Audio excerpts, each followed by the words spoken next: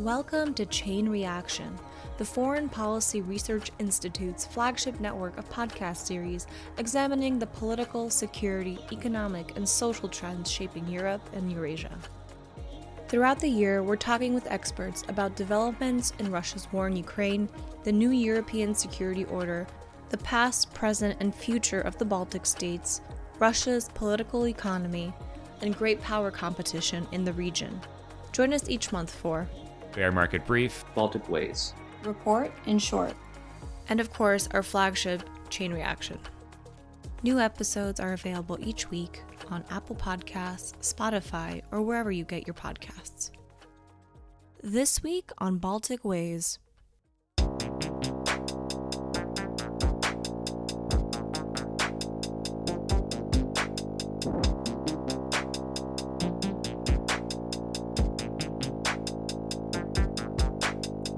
Hello, and welcome to Baltic Ways, a podcast bringing you interviews and insights from the world of Baltic studies.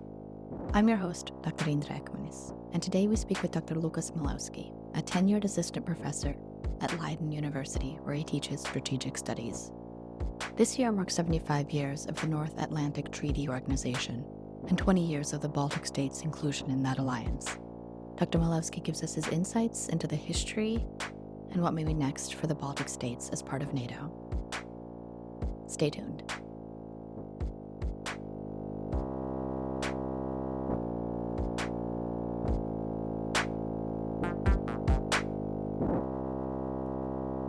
Thank you so much for joining us today on Baltic Ways. Perhaps we can start with you telling us a little bit about yourself, your background, and how you came to be involved in this field of study.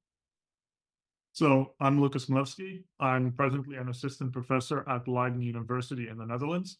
And for an American audience, it's worthwhile to mention that in the Netherlands, assistant professor is a tenured position. And I research and write about military strategy in general, theory, history, contemporary analysis, as well as contemporary military defense. I am a Latin American dual citizen, so I've also maintained both a personal and a professional interest in Baltic defense. I published my first piece on that topic way back in 2010 when I was still a master's student. I published a book on the subject, The West-East Contemporary Baltic Defense in Strategic Perspective, in 2018, and have continued writing on the topic regularly ever since for various venues, including FPRI's own Baltic Bulletin. Yes, well, thank you for sharing that background. We are here to talk a little bit about NATO today. NATO this year celebrates its 75th anniversary in April. In March, the Baltic states also celebrate 20 years of being in the alliance, having joined in 2004. And as we commemorate these milestones, how would you describe the organization's evolution, its history with the Baltic states from your perspective? So 75 years of history is quite a bit, especially for an international alliance. And I'm sure there will be plenty written on this history to mark the 75th anniversary. So what I'll do now is just sketch out certain inflection points in NATO's history and the degree to which the Baltic states featured in those points or experienced consequences as a result, whether positive or negative. So the first inflection point is obviously 75 years ago itself, when NATO was founded. In the words of Lord Ismay, who was its first Secretary General, NATO was founded to keep the Americans in, the Germans down, and the Russians out. We don't consider that second purpose relevant anymore, but the other two have remained wholly relevant. The Baltic states during this time were, of course, occupied by the Soviet Union and simply formed part of the enemy for NATO. The next real inflection point was the end of the Cold War and the subsequent collapse of the Soviet Union, which allowed the Baltic states to spring out of national captivity and begin plotting their own national courses again. Unsurprisingly, this pointed them toward NATO, which in any case had lost its primary reason for existence and only awkwardly found itself seeking organizational purpose in intervening in the Western Balkans as Yugoslavia collapsed. During the 1990s, there was a Western defense professional debate about Baltic membership in NATO, which played out in various venues, including professional and academic journals. Notably, there were some quite prescient arguments that leaving them out of NATO would ultimately be destabilizing, as they would present power vacuums, which would only invite invasion at some subsequent, undetermined later date. Essentially exactly what happened to Ukraine. Right. The next key inflection point was the terror attacks on 9/11, which finally gave NATO a mission again: counterterrorism, and incidentally, the only invocation of Article 5, NATO's Mutual Defense Clause, in the history of the alliance by the United States. Mhm. In the early atmosphere of the war on terror, Russia was a quasi-ally, and this atmosphere helped perhaps enable the Baltic states to slip into NATO and the European Union simultaneously in spring 2004, March for NATO, May for the EU. Yet the relatively warm atmosphere between NATO and Russia and NATO's counterterrorism and counterinsurgency focus somewhat precluded NATO membership from meaning terribly much for the Baltic states. There is no real contingency defense planning for national defense, for example. Because the only threat was Russia, and the West mostly did not see Russia as a possible threat, the Baltic states and maybe some other eastern flank countries accepted.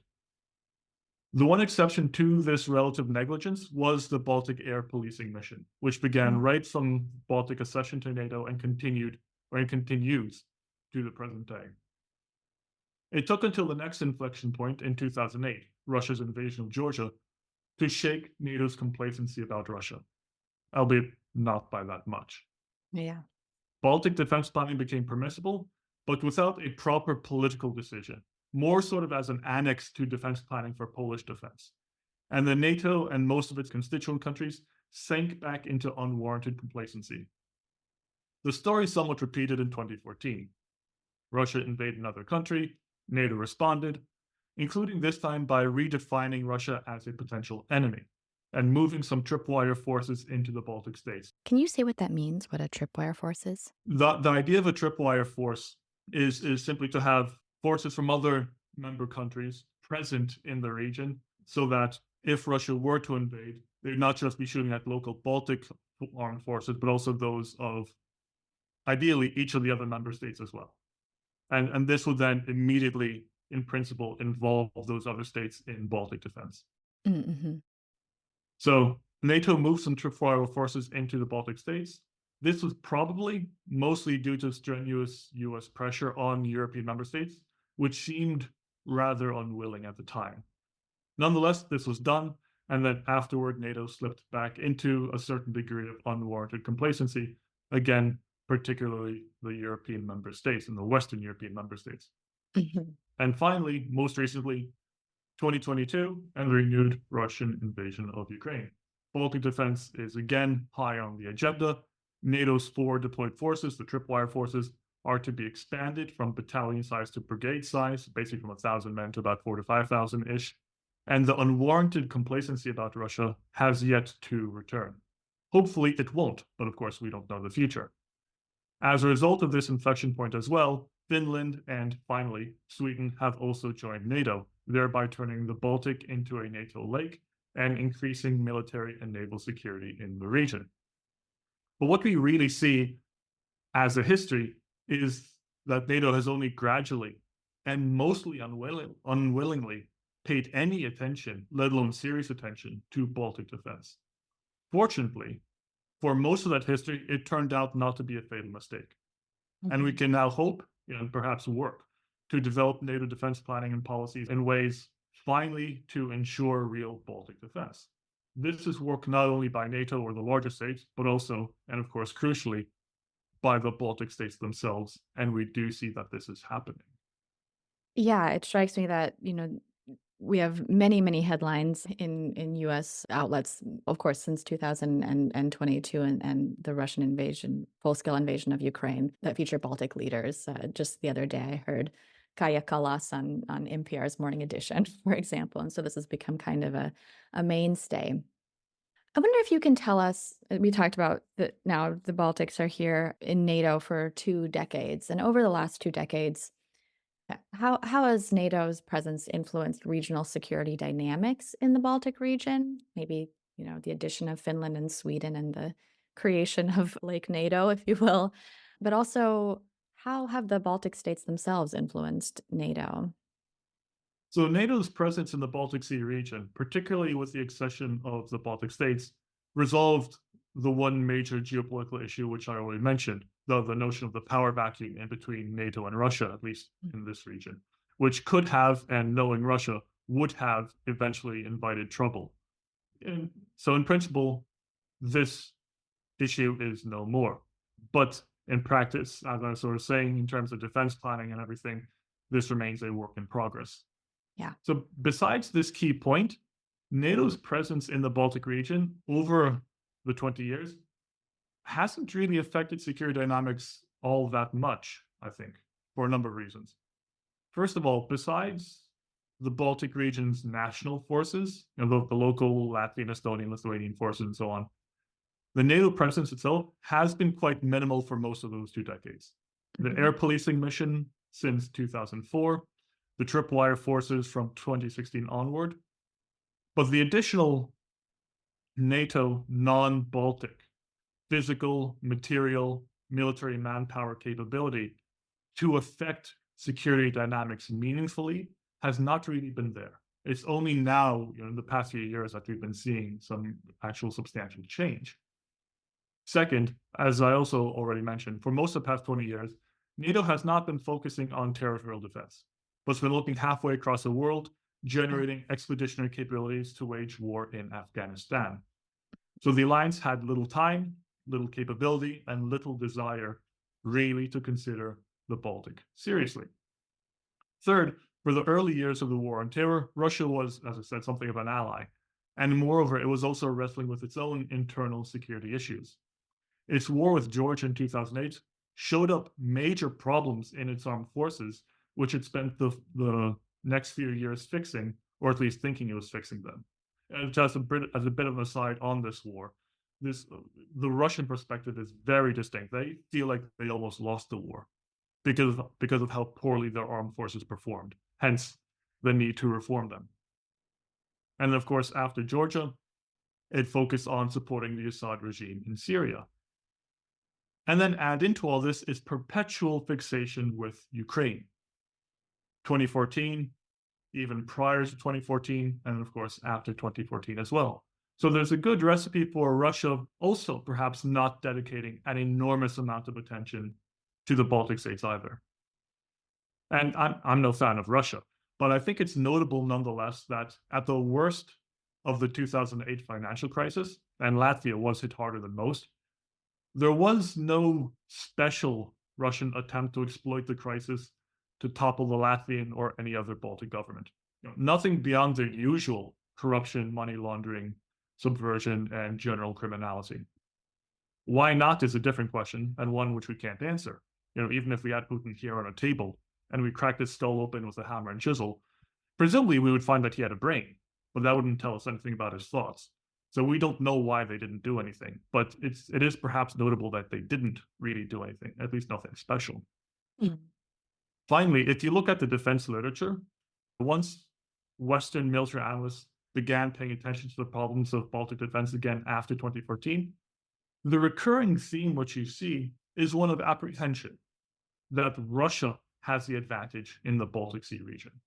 Because with its missiles, it could anti-ship missiles, anti-air missiles, it could create a Baltic bubble from which it could deny access to NATO forces. So there's a distinct sense in which it's actually been Russia which maintains an advantage in the Baltic Sea region.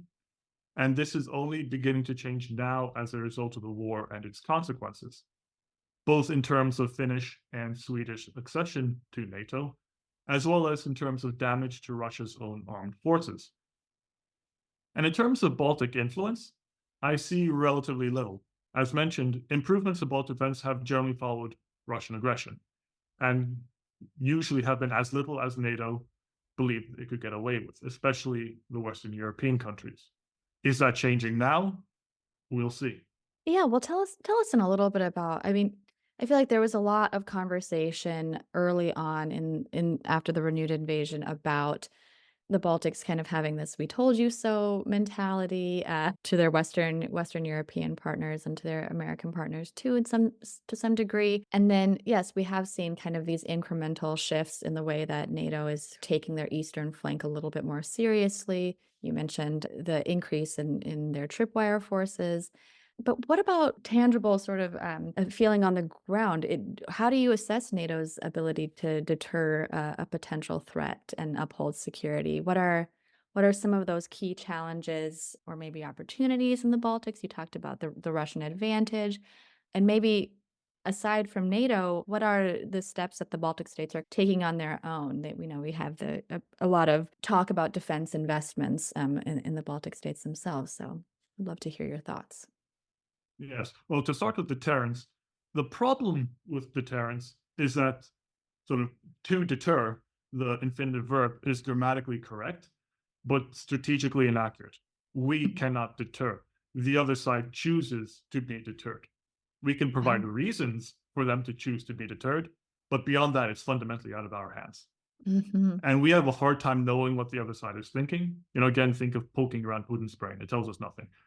Worse still, he has to believe that anything we try to do is to strengthen deterrence. Truly, if we're putting forces into the Baltic states, it's for the purposes of deterrence and not something else like Right. invasion. But what the Russians are doing is giving constant signals that they don't trust the NATO presence in the Baltic states. They feel like a country under siege. And generally speaking, they're paranoid of surprise attacks. So, in communicating this to us, are they telling the truth?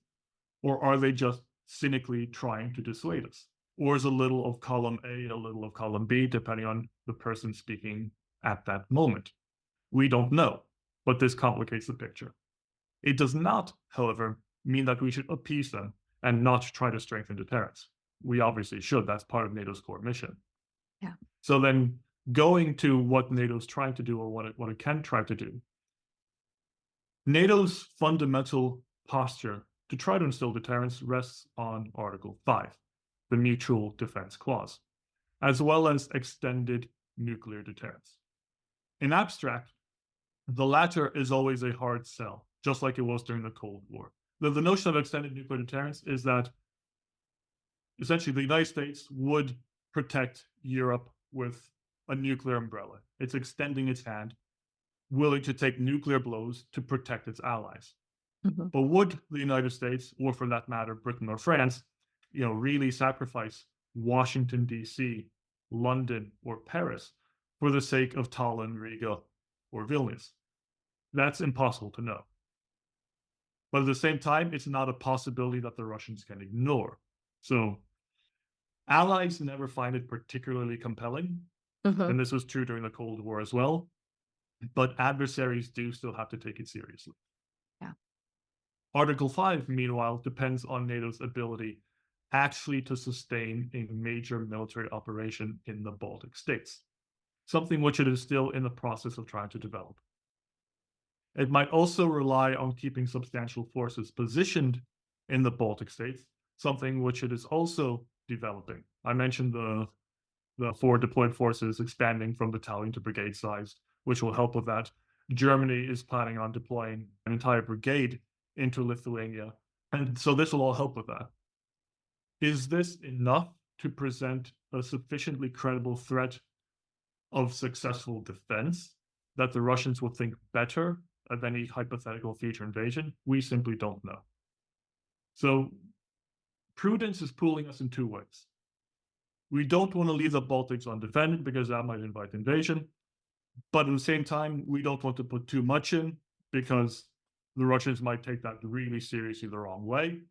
We need to find somewhere in middle ground, notwithstanding all of NATO's and especially all other American commitments elsewhere in the world. So it's a thorny problem. Yeah. As for the Baltic states themselves, they face a wide variety of challenges to improving their own defense. The most fundamental one is that the Russian threat can be quite multidimensional. And so the Baltic states need to have some sort of capability to answer, to some degree, each of those dimensions, even without NATO support, to buy time for NATO support to arrive. We're talking from land invasion with heavy armor to airborne coup de main, such as what Russia tried to do in the very first days of their renewed invasion of Ukraine back in February 2022. Russian air and missile strikes against land, sea, and air targets, cyber attacks, and electronic warfare, and many other forms of attack. Russia can make the life of a Baltic defense planner really difficult, just as it currently is for Ukrainian strategists. So the Baltic challenge is spreading their limited budgets around in ways which are, or at least appear to be, good enough. At least good enough to be able to blunt an initial attack and buy time. So for this reason, Latvia and Estonia jointly procured a German IRIS-T medium-range air defense system, which has been doing excellent work in Ukraine to help contribute against the missile plane and the possibility of an airborne coup de main threat. If you have air defense, it's less likely that Russian helicopters will get through, that Russian missiles will get through, and so on. The Baltic states are developing a Baltic defense line, and they are expanding their armed forces, including reintroducing conscription in Latvia's case, to help defend against a major ground invasion. They are procuring coastal defense systems to deny Russia the ability to attack them by sea. And this is all very good. It's very important. It's demonstrating a clear will to the rest of NATO that the Baltic states will defend themselves in the hypothetical event of invasion.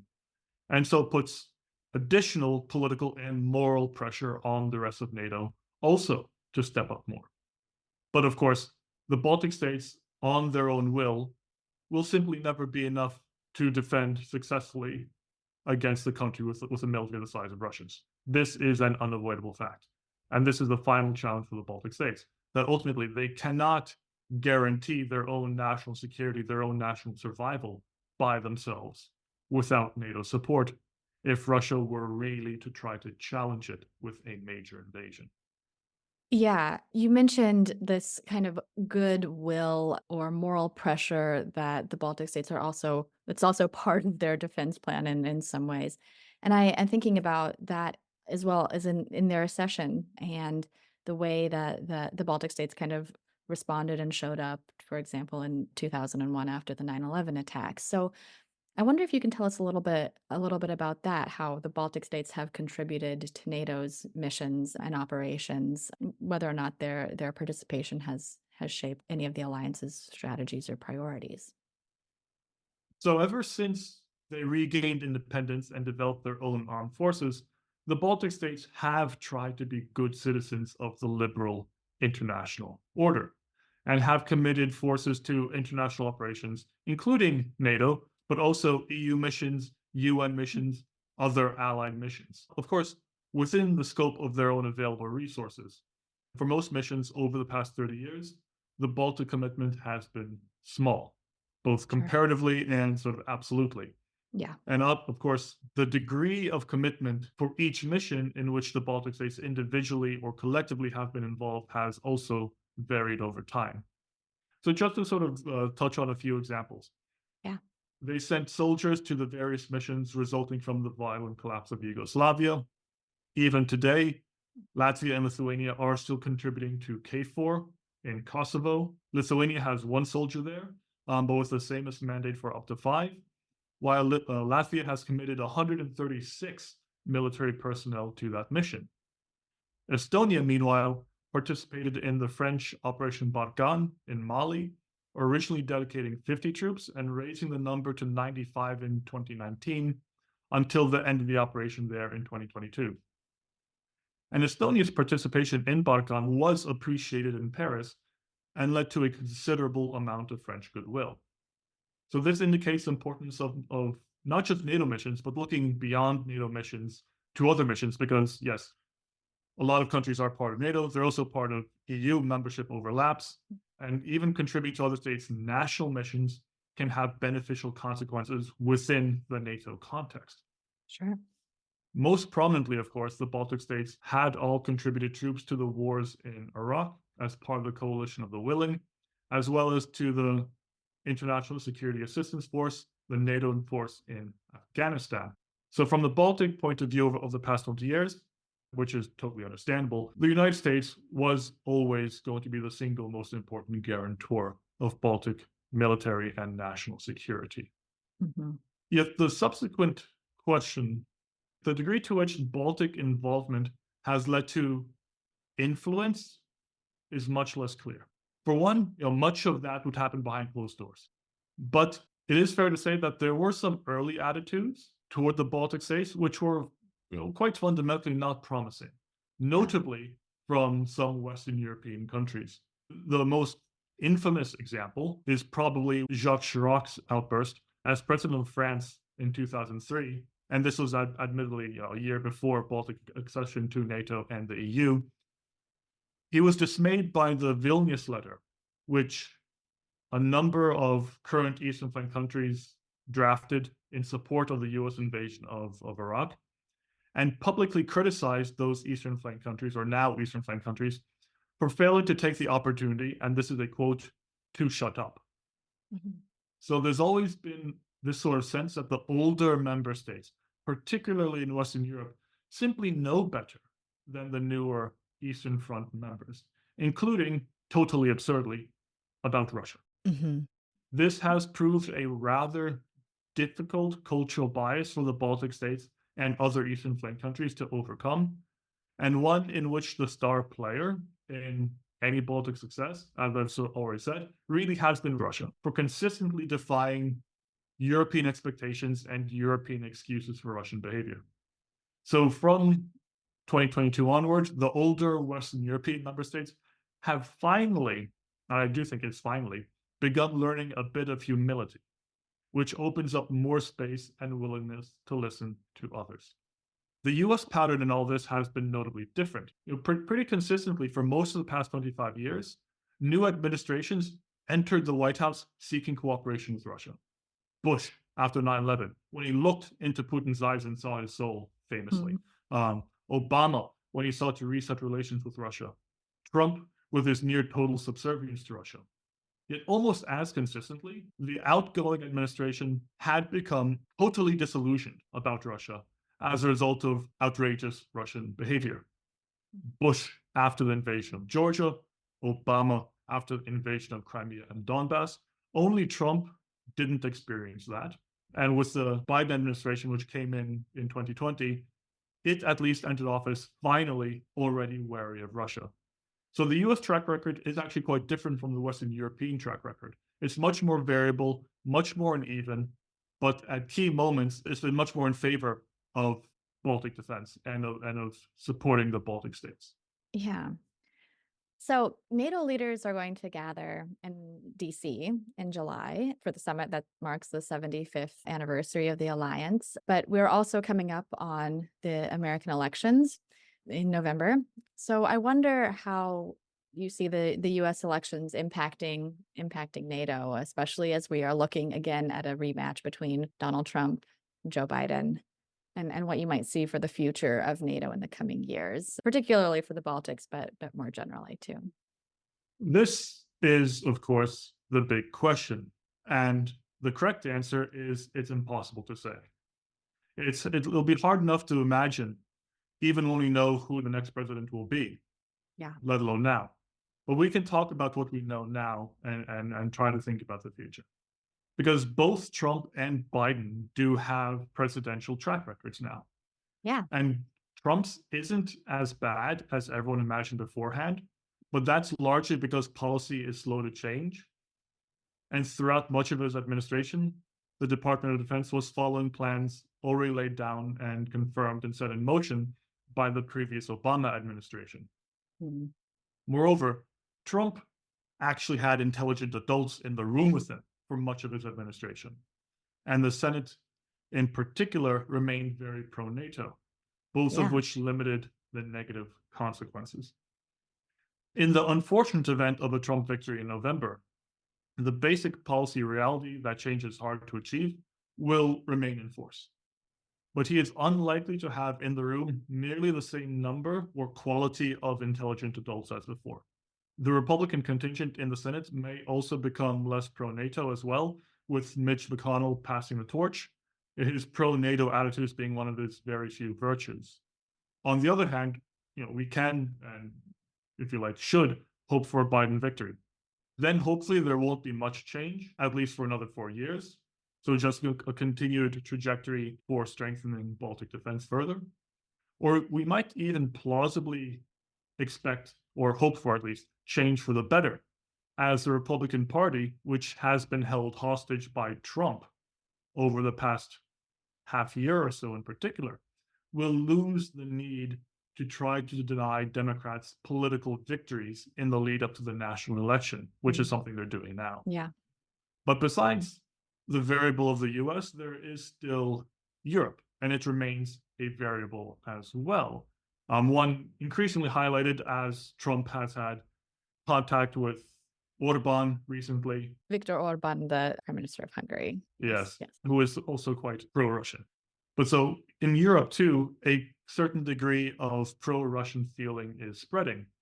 Most recently with Robert Fico, a Slovakian populist, being elected prime minister in Slovakia. Moreover, many European countries still are not hitting the 2% of GDP mark, agreed upon nearly a decade ago now, September 2014. And even if they were, the money spending practices of certain member states is quite suspect. Regardless of the amount of money, the German defense budget is in an absolute state, and one which more money on its own simply will not change at this moment. You need to change the processes, the bureaucracy, and the practices first before more money will make much of a difference. We have seen, however, a recent headline from Trump saying that if European NATO members were to pay more, then he'd be more amenable to staying in NATO. So he's demonstrating some degree of flexibility, whether that's just for show or real is a different question. But nonetheless, Trump is trying to soften some bits of his sort of anti-NATO rhetoric. And even as the war continues in Ukraine, and even assuming NATO countries individually and in cooperation are able to return to supporting Ukraine effectively, the next years will see NATO as an alliance, or its member states as individuals, addressing a wide variety of problems to both improve the quality and the quantity of the defense which can be provided to the Baltic states, to Europe in general.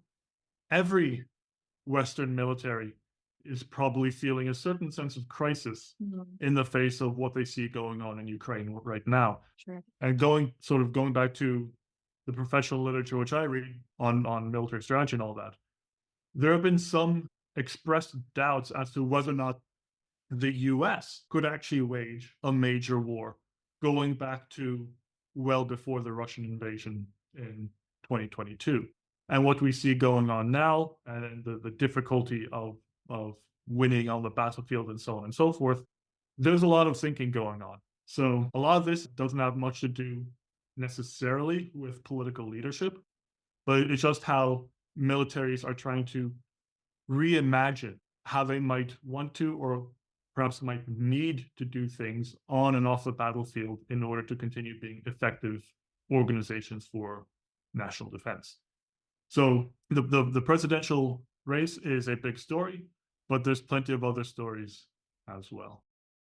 Yeah, so reminding us there's plenty going on beneath the surface beyond political leadership changes. Well, Dr. Milevski, I want to thank you so much for being with us on Baltic Ways, for giving us your insights as we are approaching these significant milestones, this significant year for NATO, for the Baltics and NATO. And we really appreciate your commentary. Thank you. Thank you so much. Thank you for having me. Yeah.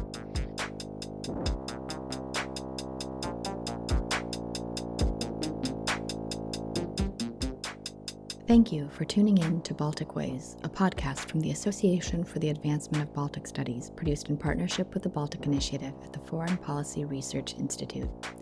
And note that the views and opinions expressed in this podcast are those of the authors and do not necessarily reflect the official policy or position of AABS or FPRI. I'm your host, Indra Ekmanis. Subscribe to our newsletters at aabs-balticstudies.org and fpri.org/Baltic-initiative for more from the world of Baltic studies. Thanks for listening, and see you next time.